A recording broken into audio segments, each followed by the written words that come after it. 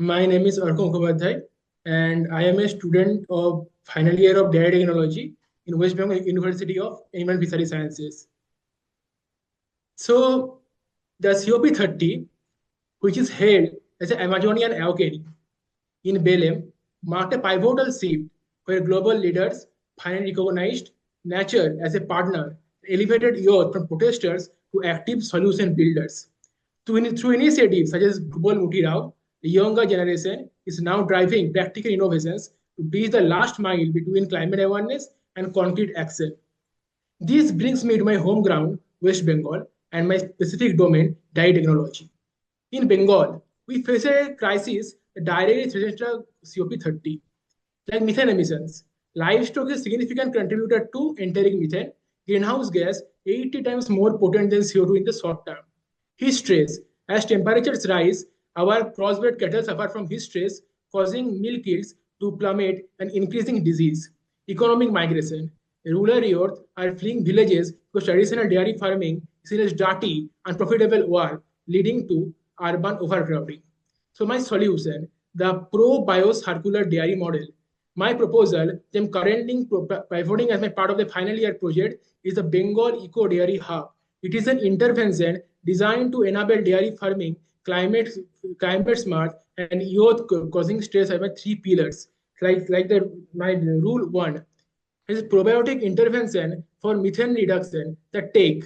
We cannot simply tell a poor farmer to stop emitting methane.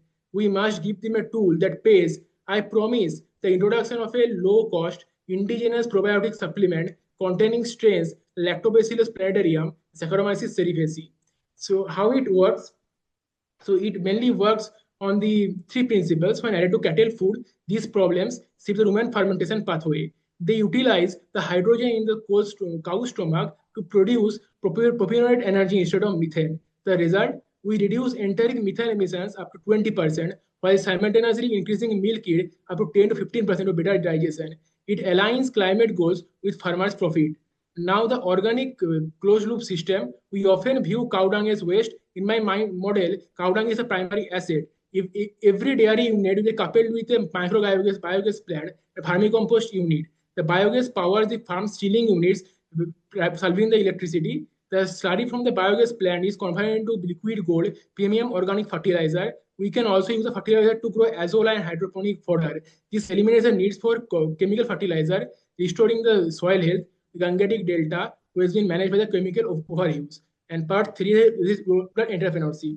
This is where the youth came in. We'll move away from the maintenance model to the hub and spoke entrepreneurship model. I envision a network where one dairy technology graduate, the hub supports 20 households, the spokes. The graduate manages the quality control, supplies the probiotic culture, processes the milk into high-value products such as Mishti Doi probiotic lassi. By processing at a village level, we return 100% of the value chain of the village. These farms and dairy farmer into agro-industrialist, making the profession attractive to young person again. And finally, my excellent solution, that is conclusion. To conclude, we often wait for a silver bullet to solve climate change. There is no silver bullet, but there is green gold.